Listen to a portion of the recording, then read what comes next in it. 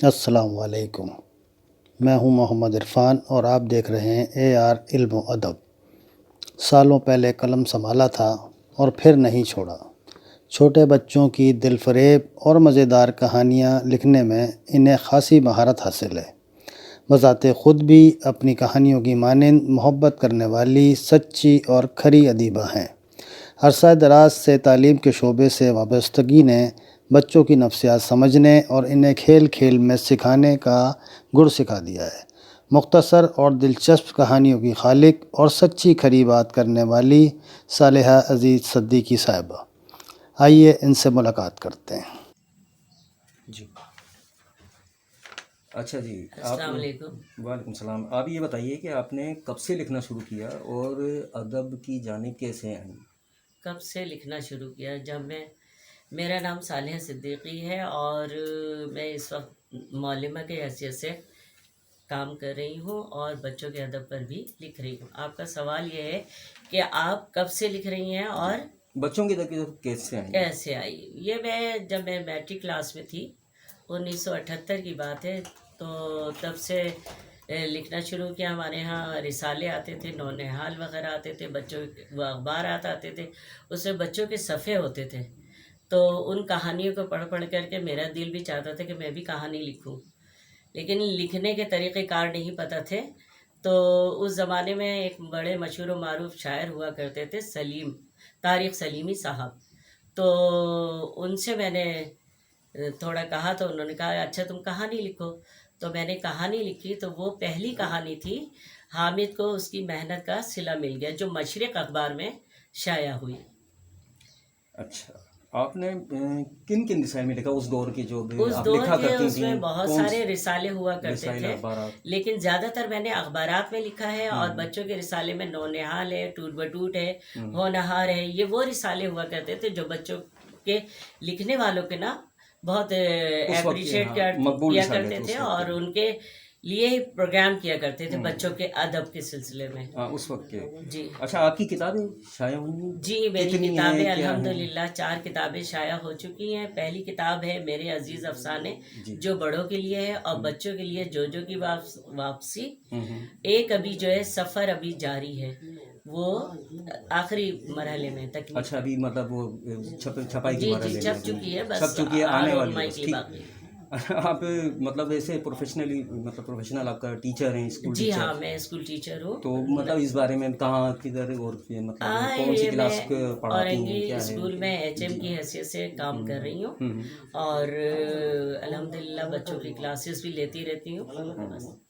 اچھا، رائٹر کا تو کس طرح کا لکھتی ہیں آپ، یہ تو مطلب سبھی کو معلوم ہے اور آپ کی کہانیاں پڑھنے والوں کو، لیکن اپنی جو ایک ذاتی زندگی ہوتی ہے کہ تھوڑا سا اپنے بارے میں، اپنے گھر کے بارے میں، اپنی ان چیزوں کے بارے میں، ذاتی زندگی کے بارے میں ذاتی چھوٹا موٹا زندگی جو کے آپ بارے میں، یعنی کہ 1988 میں میری شادی ہوئی، اس کے بعد سے پھر میں اپنے گھریلو مصروفیات کی وجہ سے لکھنا تھوڑا کم کر دیا، لیکن اخبارات کا سلسلہ جاری رہا، اس میں افسانے وغیرہ تحریر کرتی رہی۔ پھر اس کے بعد میں نے ادب کے حوالے سے تمام ادبی دوستوں کو بھی سب چھوڑ چھاڑ دیا تھا، لیکن پھر اس کے بعد 2005 میں میرے ہسبینڈ کی ڈیتھ ہوئی، تو اس کے بعد سے پھر بچوں کے پرزور فرمائش پہ اور بہت انہوں نے کہا، تو تب میں لکھنے لکھانے میں پھر دوبارہ میرا سلسلہ شروع ہوا، اور تقریباً اب ماشاءاللہ الحمدللہ اس فیلڈ میں آ گئی ہوں، اور اس سلسلے میں محبوب بھائی اور یاسمین حفیظ کی بہت شکر گزار ہوں کہ انہوں نے ہمیں اپنی محفل میں بلا کر کے ہمارا پھر ادب کا سلسلہ جوڑ دیا۔ اچھا، ایوارڈز وغیرہ کی کوئی تفصیلات، کوئی جی ایسا ہاں، کچھ ہے؟ ایوارڈ وغیرہ بہت ملتے تھے، ملتان کے حوالے سے بھی، ملتان میں بھی گلستان، بچوں کا گلستان ہوتا تھا، وہاں پر ہر سال ایوارڈ کی تقریب ہوتی تھی اور مجھے بلایا جاتا تھا۔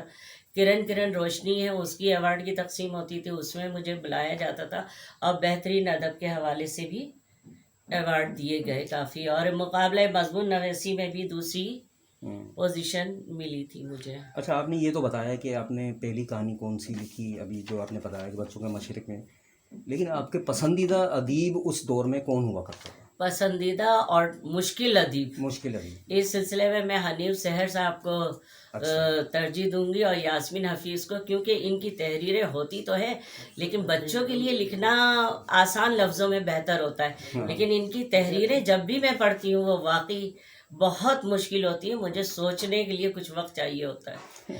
और मुस्तफ़ा हाशमी जो हैं बच्चों के बेहतरीन राइटर हैं, सीधे साधे लफ्ज़ों में अपनी बात, दिल की बात कह जाते हैं जो मेरे समझ में आ अब तो माशाल्लाह वो बड़े मतलब वो सिर्फ ड्रामा राइटर ही नहीं राइटर हो बल्कि गए। बहुत जी हाँ, बड़े ड्रामा जी हाँ। राइटर भी हैं वो तो। अच्छा, पसंदीदा आपके रिसाइल कौन से रहे जिनमें आपने लिखा बच्चों के अदब में बिलखुसूस?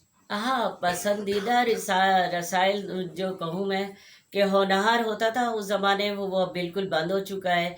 टूट बटूट वो भी ना होने के बराबर है, वो ख़त्म ही हो गया। वो एक अनोखी कहानियाँ हैं जो मेरा फेवरेट रिसाला है, उसमें आपने लिखा है, काफ़ी लिखा है उसमें उसमें कहानियाँ काफ़ी वगैरह। लिखा है। बल्कि आप बीती भी लिखी है अपनी आप। हाँ, मेरी आप बीती भी है फिर उसमें। आपने वो आपकी आप बीती की किताबें भी छपी है फिर आप जी बीती। हाँ, आप बीती की किताबें छपी हैं। और दूसरा ये कि अनोखी कहानी के साथ तो मेरा बहुत ज़्यादा पुराना साथ है, और इस सिलसिले में मैंने अपने स्कूलों में क्या तकरीबन 20 स्कूलों में कुतुब मेले की नुमाइश की थी, जिसमें मुझे इंतहा से ज़्यादा कामयाबी मिली। उसमें मेरे डायरेक्टर साहब, मेरे सुपरवाइज़र साहब, टीओ साहब, उन लोगों ने मेरी इतनी पजीराई की और मेरा हौसला बढ़ाया।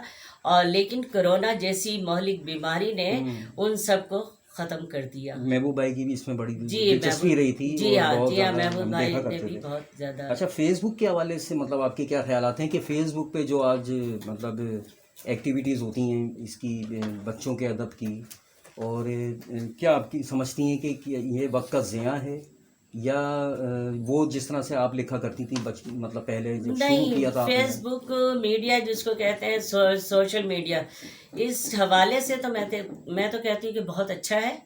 और इसमें बहुत ज़्यादा लोगों को हेल्प मिलती, मदद मिलती है कि, और दोस्त भी बनते चले जाते हैं अदब से। उनको मतलब ये कि बहुत फ़ायदा होता जाता है। जो ना लिखने वाले उनको लिखने के लिए भी एक ताकत मिल जाती है, क़ुव्वत मिल जाती है कि वो अपने इजहार को किस तरह से कलम बंद करें।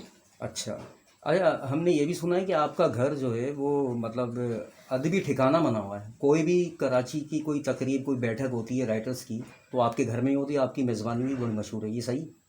जी, बस मुझे लिखने लिखाने का शौक़ होता था। मैं भी यही चाहती थी कि लोग आएँ और इधर ही बैठ कर के अपने, क्योंकि हमें जाने के लिए जाना पड़ता था, घर से बाहर दूर दूर जाना पड़ता था, इसके लिए मैं राज़ी नहीं होती थी। तो मैंने इस हवाले से अपने घर में ही एक कमरा बनाया हुआ है जो कॉन्फ्रेंस रूम कहलाता है। बिल्कुल। और उसमें लोग आते हैं, मुल्तान से आते हैं, लाहौर से आते पूरे हैं, पाकिस्तान से होते पूरे हैं। पाकिस्तान से आते हैं अदीब। और उनको मैं कहती हूँ आपको रहने के लिए कोई मसला नहीं है, आप आइए और यहाँ रहिए। और अच्छा, कोई पैगाम देना चाहेंगी कोई इस बारे में अपने पैगाम पढ़ने ये वालों को? दूंगी कि कराची में अदबी तंजीमें जो है ना, ख़ासतौर पे बच्चों की अदबी तंजीमें ना होने के बराबर है, और कोई बच्चों के अदब पे कोई काम नहीं कर रहा है। और मैं चाहूँगी कि लोग आएँ और अपने दिल की जो भड़ास है, जो खलिश है, उसको ख़त्म करें और बच्चों के लिए काम करो, ताकि पीछे जो है बच्चे याद करें कि हाँ, हमारे लिखने वाले अदीबों ने कोई काम किया और हमारे लिए कुछ छोड़ा है कुछ।